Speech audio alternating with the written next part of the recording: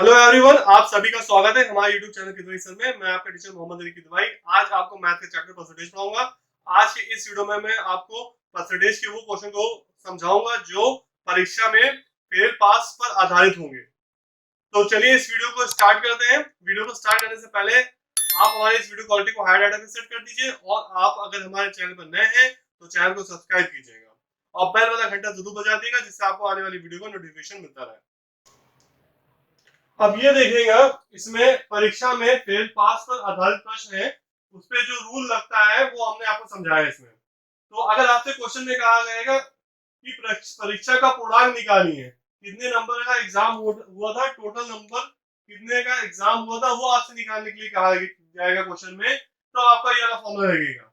तो इसमें अगर कंडीशन आपको ये दे रखी हो कि यदि दोनों लड़के के प्राप्तांक न्यूनतम उत्तीर्ण से अधिक हो या दोनों के प्राप्तांक न्यूनतम उत्तीर्ण से कम हो, तो आपका ये फॉर्मूला लगेगा। तो यानी कि जैसे दो लड़के हैं और उन दोनों लड़कों में जो नंबर जो उनको मिले, जो न्यूनतम जो मिनिमम पासिंग मार्क्स थे उससे अगर अधिक है, या दोनों लड़कों के नंबर जो मिनिमम पासिंग मार्क्स थे उससे कम हो, तो आपका फॉर्मूला ये रहेगा कि परीक्षा का पूर्णांक जो होगा वो होगा उनके अंकों का अंतर होगा इंटू 100 होगा, अपॉन में उनके प्रतिशतों का अंतर होगा। ये फॉर्मूला हमारा लगेगा कि अगर दो लड़के हैं, दोनों लड़कों के ने जो नंबर प्राप्त किए तो वो जो मिनिमम पासिंग नंबर थे उससे अधिक थे या मिनिमम पासिंग नंबर से कम थे, तो अब आपके जो है ये फॉर्मूला आपका ये लगेगा। तो परीक्षा पूर्णांक इस फॉर्मूले से आपका पहले वाले से निकलेगा।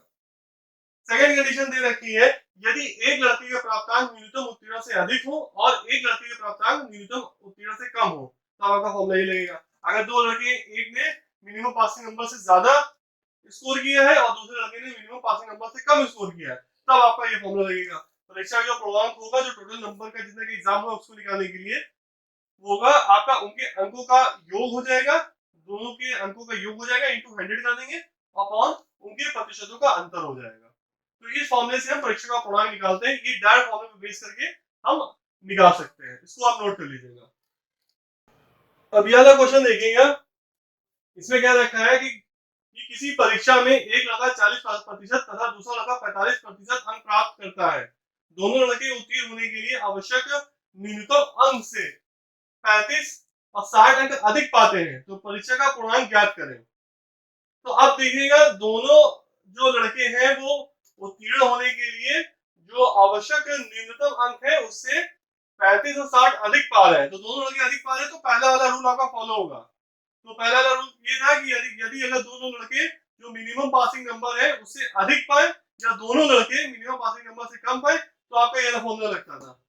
इस फॉर्मूले में आप सारी वैल्यू पुट कर दीजिए। तो उनके अंकों का जो अंतर होगा वो 35 माइनस 60 हो जाएगा, इंटू 100 कर देंगे, और प्रतिशत में उनके अंतर होगा वो 40 माइनस 45 कर देंगे। दोनों हाथ से नेगेटिव में आएंगे तो माइनस माइनस साइन कैंसिल हो जाएगी यहाँ पे। तो पूरा आप इसको सॉल्व करेंगे तो इसकी वैल्यू 500 आएगी। तो परीक्षा का जो पूर्णांक होगा वो 500 होगा।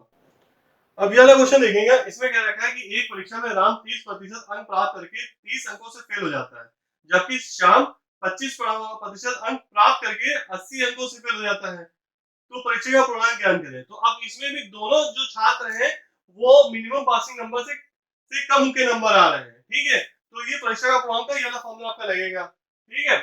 और उसमें था आपका जो रूल था कि अगर दोनों छात्र जो है मिनिमम पासिंग नंबर से कम नंबर आते हो, तो उसका जो फॉर्मूला होता है हमारा ये होता है। तो परीक्षा का पूर्णांक वाला इक्वल्स टू होगा उनके अंकों का अंतर इंटू 100 अपॉन उनके प्रतिशतों का अंतर।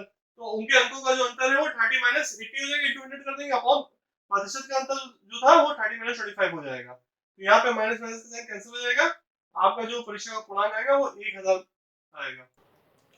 अब ये वाला क्वेश्चन देखिए, इसमें क्या रखा है कि सीता 40 अंक प्राप्त करती है, सीता 40% अंक प्राप्त करती है और गीता 30% अंक प्राप्त करती है।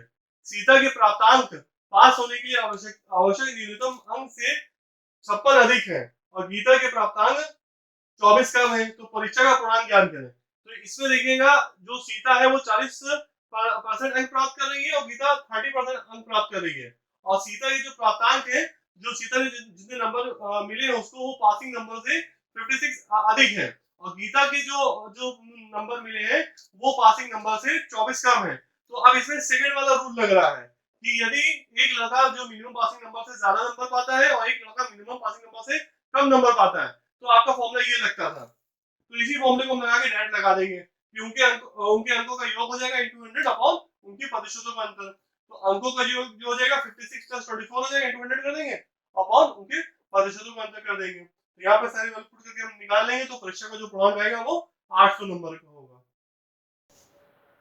अब ये वाला क्वेश्चन देखिएगा, ये ट्रिकी क्वेश्चन है। इसमें क्या रखा है कि हाई स्कूल की परीक्षा में मोहन 35% अंक पाता है, तो उसके प्राप्तांक न्यूनतम उत्तीर्णक से 30 अधिक रहते हैं, जबकि सोहन 25% अंक पाता है तो उसके प्राप्तांक न्यूनतम उत्तीर्णक से 30 कम रहते हैं। तो परीक्षा का पूर्णांक तथा न्यूनतम उत्तीर्णक ज्ञात कीजिए।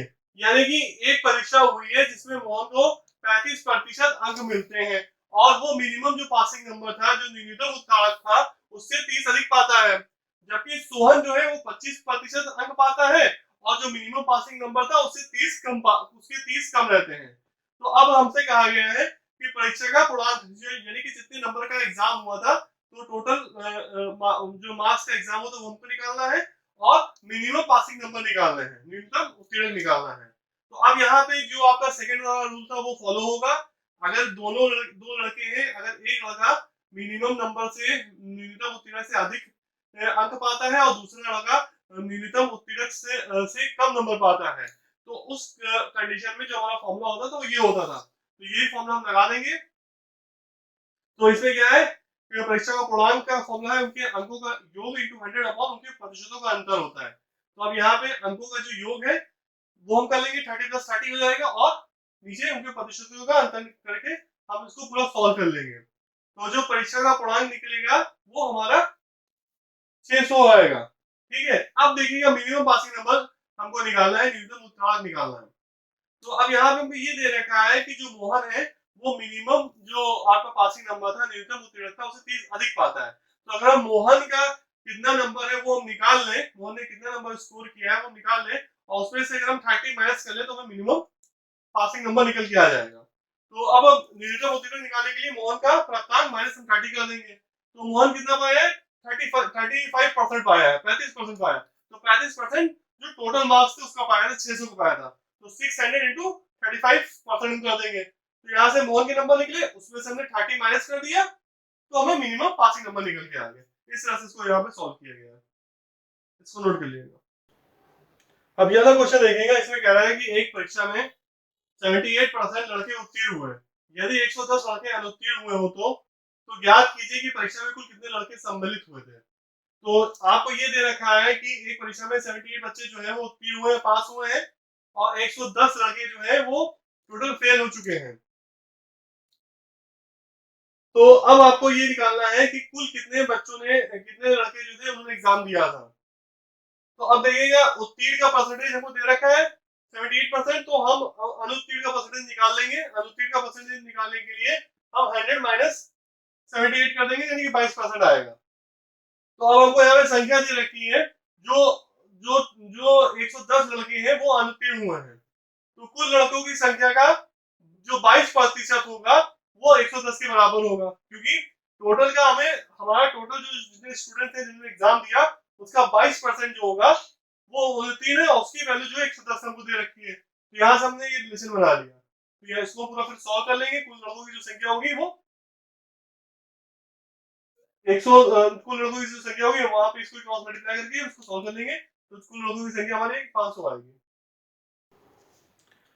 अब ये वाला क्वेश्चन देखिएगा, इसमें कह रखा है कि किसी परीक्षा में 500 लड़के और 300 लड़कियां सम्मिलित हुई, यदि लड़के 70% तथा लड़कियां 70% उत्तीर्ण हुई तो कुल कितने प्रतिशत परीक्षार्थी अनुत्तीर्ण हुए, ये हमको निकालना है। तो अब देखिएगा कि 70% लड़के जो है वो पास हुए हैं, उत्तीर्ण हुए हैं, तो 30% लड़के जो फेल हुए होंगे। तो अब जो है जो हमको निकालना है कि 500 लड़के में से अनुत्तीर्ण लड़के निकालना है, तो 30% ऑफ 500 का हो जाएगा जो 150 आया। तो 150 लड़के जो होंगे वो अनुत्तीर्ण हुए होंगे। इसी तरीके से जो उत्तीर्ण लड़कियां जो है वो 70% है, तो जो अब अनुत्तीर्ण जो लड़कियां होंगी वो 30% होगी। तो 300 लड़कियों में जो अनुत्तीर्ण लड़कियां होंगी वो 30% ऑफ 300 का हो जाएगा, 90 आ जाएंगी। अब देखेंगे कुल उत्तीर्ण जो परीक्षार्थी जितने स्टूडेंट थे जो टोटल फेल हुए वो 150 प्लस हम 90 कर देंगे तो 240 आ जाएगा। अब हमको निकालने कहा गया था प्रतिशत परीक्षार्थी उत्तीर्ण निकालना था, कितने टोटल परसेंटेज जो है स्टूडेंट फेल हुए वो हमको निकालना था। तो अब इसमें क्या है, इसका फॉर्मूला क्या होगा, कुल उत्तीर्ण परीक्षार्थी जो हमारे टोटल बच्चे फेल हुए वो इंटू 100 अपॉन टोटल जितनी क्लास में बच्चे थे अपॉन कुल परीक्षार्थी हो जाएगा। तो कुल स्टूडेंट कितने थे, तो 500 प्लस 300, 500 लड़के थे और 300 लड़कियां थे, कुल बच्चे जो थे वो 800 हो गए। और जो कितने बच्चे फेल हुए वो 240 हमने यहाँ से निकाला था। तो सारी वैल्यू यहाँ पे पुट करके निकालेंगे तो 30% आएगा। तो प्रतिशत परीक्षार्थी जो उत्तीर्ण हुए हैं वो 30% है। अब यह वाला क्वेश्चन देखिएगा, इसमें कह रहा है कि एक प्रतियोगिता में 12% प्रतियोगी अपात्र घोषित कर दिए गए, पात्र प्रतियोगी में 75% प्रतियोगी सफल रहे। आवेदन करने वाले कुल प्रतियोगी में कितने प्रतिशत प्रतियोगी सफल रहे। तो अब आपका एक प्रतियोगिता हुई थी जिसमें 12% प्रतियोगी को अपात्र घोषित कर दिया गया, ठीक है, उनको हटा दिया गया, उनको मान नहीं दिया गया। तो अब जो 5 प्रतियोगी जिन्होंने पार्टिसिपेट किया उनमें 75% जो थे वो सफल रहे, ठीक है। तो अब आवेदन करने वाले में कुल कुल जो है आवेदन जिन्होंने किया था, ठीक है, तो अब उसमें कितने प्रतिशत जो है आपके प्रतियोगी सफल रहे वो हमको निकालना है। तो अब देखिएगा इस क्वेश्चन में ये कहा गया है कि जैसे कि एक कोई प्रतियोगिता हो रही है उसमें 12% को जो है अपात्र घोषित कर दिया गया, उनको नहीं मान दिया गया। अब उसमें जो बचे, जो पात्र प्रतियोगी बचे, तो उसमें 75% जो है वो सफल रहे हैं।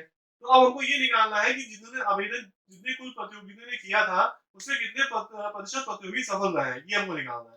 तो अब मान लेंगे कुल 100 प्रतियोगी ने आवेदन किया था, तो 12% जो थे उसमें अपात्र घोषित कर दिए गए जिनको मान नहीं दिया जाएगा। तो 100 माइनस हम 12 कर देंगे 88 आ जाएगा।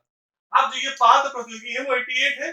अब 88 में 75% जो है आपका प्रतियोगी सफल रहे हैं, तो 75% ऑफ 88 हम कर देंगे यहाँ से, तो यहाँ से 66% आएगा। तो 66% जो होंगे वो सफल प्रतियोगी की संख्या होगी। इसको नोट कर लेंगे।